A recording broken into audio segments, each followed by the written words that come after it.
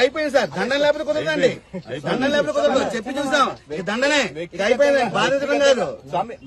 ఆ బోట్లు మాత్రం తీసేయనమ్మా. పుష్కరాలు ఏవైతే ఉన్నాయో వాటిలో ఒక వీడియో విస్తారంగా అది వైరల్ అయింది.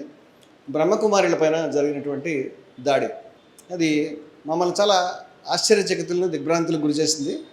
హెచ్పి తరఫున దాన్ని ఖండిస్తున్నాం. మొట్టమొదట వీళ్ళంతా కొంచెం జులుం చేయడమో లేకపోతే బెదిరించడమో మందలించడమో ఏంటమ్మా ఇట్లా చేస్తున్నావు అని చెప్పడమో, ఈ పద్ధతి పనికిరాదు ఇక్కడ అని చెప్పడమో, ఆ బ్యానర్లు చించేయడం మీరు ఎక్కడి నుంచి వెళ్ళిపోండి అని చెప్పడం, ఇది తప్పని చెప్తున్నాను నేను.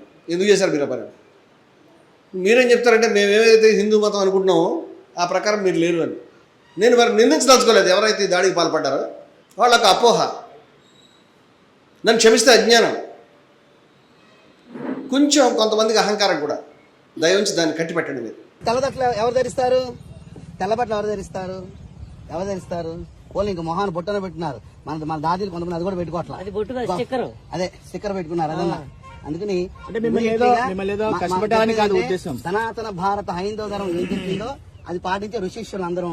కాబట్టి మీరు ఇప్పుడు భగవంతుడు పుట్టాడు, ఇలా వచ్చాడు, 5,000 సంవత్సరాల తర్వాత ఇదంతా సృష్టి అంతా ఉండదు, ఈ పిచ్చి మాటలు మాట్లాడే వ్యవహారం ఉంటే కుదరదు. కాబట్టి మీరు చక్కగా తీసేసుకోవడం మంచిది.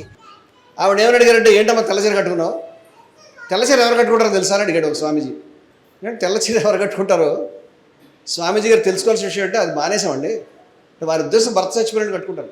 భర్త చచ్చిపోయిన తెల్లచీర కట్టుకుంటారు, చాలామంది కట్టుకుంటారు. మీరు తెలుసుకోవాలి విషయం. ఫస్ట్ భర్త చచ్చిపోయిన వాళ్ళు తెల్లచీర కట్టుకోవాలి, గాజులు బొట్లు తీసేయాలి, ఇంకేదో గుండు చేయించుకోవాలి అనే దరిద్రపు పద్ధతులు ఈ దేశం వదులుకుని చాలా కాలం అయింది. ఎవడు చేయట్లేదు. ఈ దేశ ప్రధాని గారు కూడా, శ్రీమతి ఇందిరాగాంధీ గారు, ఆవిడ కూడా తెల్లచీర కట్టుకోలేదు. నువ్వు వచ్చి అడిగేలా ఉన్నావు చూడబోతే.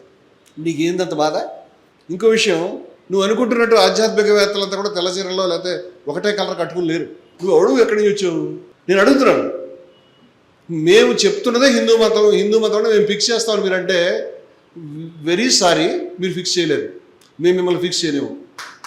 హిందూ మతం అంతా మీ యొక్క జేబులో పట్టేంత చిన్నది కాదు. మీరు చెప్పక మీరు శాసించేంత చిన్నది అసలు కాదు. మీరు హిందూ మతం అంటే ఇదే ఫిక్స్ చేయడానికి సరిపోరని చెప్తున్నాం. మేము విసిగిపోయినాం ఈ విధానానికి. అటు ఈస్ వెరీ రాంగ్.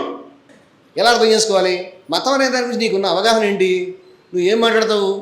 ఇదే విధానం ఎట్లా చెప్తావు? తెల్లచీర కట్టుకోవడం ఎంతమంది చూపించమంటావు? నేను బ్రహ్మకుమారుల మద్దతుదారుని కాను.